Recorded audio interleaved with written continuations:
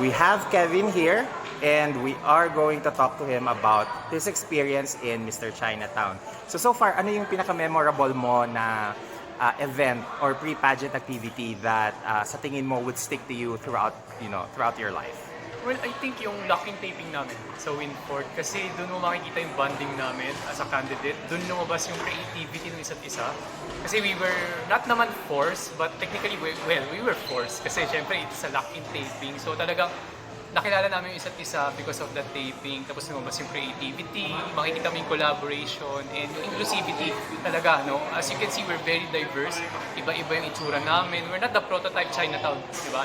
Hindi lahat same height, may mga maliliit, may mga matatangkad, may mga mapuputi, di ba? So, iba-iba eh. Sobrang diverse. And I think yun yung memorable sa akin kasi that's something that I can apply din. Hindi lang sa pageant, kahit sa outside of life. You learn how to go through diversity by being inclusive, no, collaboration, teamwork, talaga, doon mo makikita. So I think that is the most memorable pre-pageant activity that we have done for me. Okay, in terms naman of the diversity of the candidates, I also felt that even if there is like different personalities involved, parang magaan kayong magkakasama together. How's the experience na you're in a competition but it doesn't feel like it's a competition?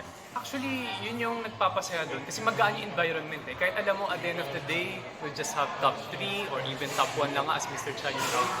Ano kasi, parang yung mga attitude din, yung mga character din ng mga candidates, lahat, parang wala yung talagang may hangin or mayabang na gano'n. Talagang, I think for me, that's something that's memorable kasi talaga yung friendship na na-build namin dito is something that we would carry on.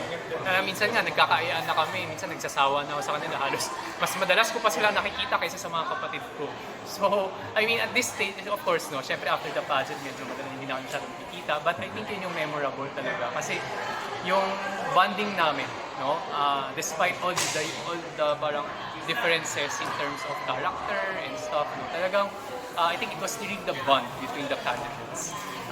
So you're one of the taller guys in the competition. Do you think na because of the height advantage, because this is a male pageant after all, this is still a beauty pageant for the girls. Do you still think that height is might in pageants? Why or why not?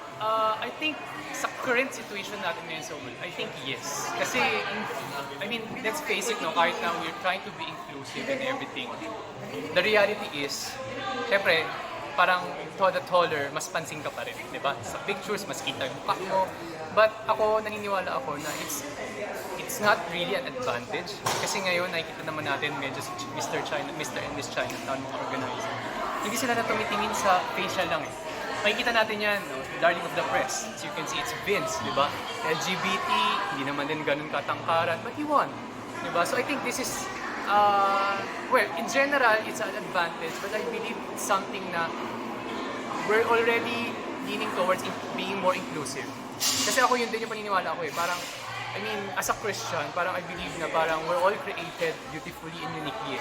So ngayon kasi parang nasanay tayo na pag sinabi mo kasing maganda o gwapo, matangkad, puti, matangos ilong, but the reality is, beauty is subjective eh.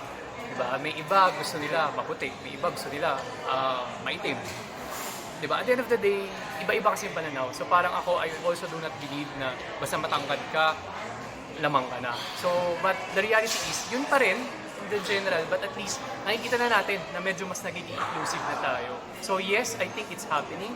But ako personally, I don't advocate for it na basta matangkad ka o gwapo ka. Ikaw na yung llamado.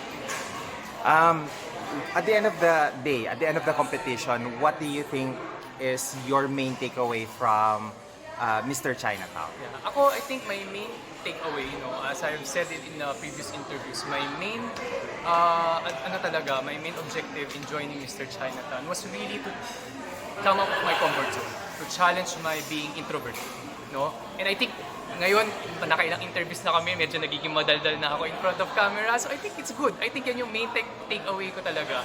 Kasi before, in front of the camera, sobrang awkward ko. So ngayon, I believe, medyo awkward pa rin. But I believe, medyo mas na ano ko na. And I think that is my biggest learning. Aside from learning how to do my own makeups, learning how to do TikTok, learning how to do Reels. I think it's a very, very fun experience. And of course, yung connections, no? Yung bonding mo with your friends, with your co-candidates. That's something na ma-realize mo, no? It's not really the awards. Diba? Kanina si Vince, no? He won the Darling of the Press.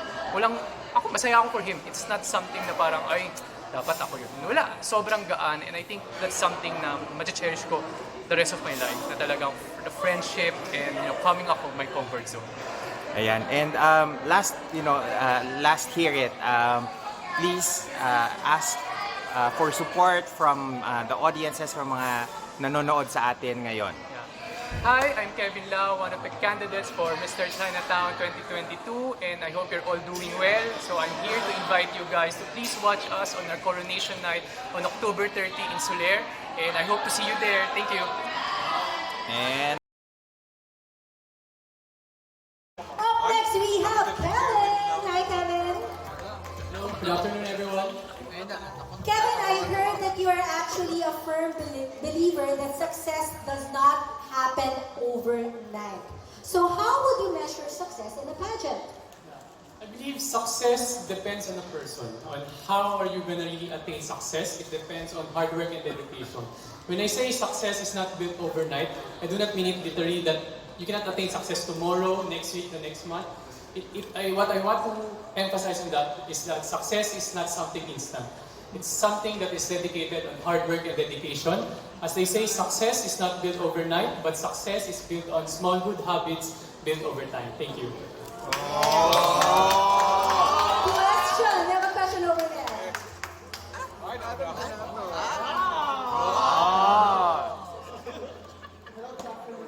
Good afternoon. Good afternoon, Kevin. This is Jay from Pageant Trend. Thank you. Kevin, my question for you is, what is your advantage among the other candidates? Well, I believe, knowing the candidates for almost a month already, we're all gonna say we're authentic, but I believe I'm the most relatable in 3 simple reasons. Well, number one, I believe I represent the everyday Chinoy that usually you see on Chinatown in 3 simple reasons. Number one, well, I buy stuff from Divisoria.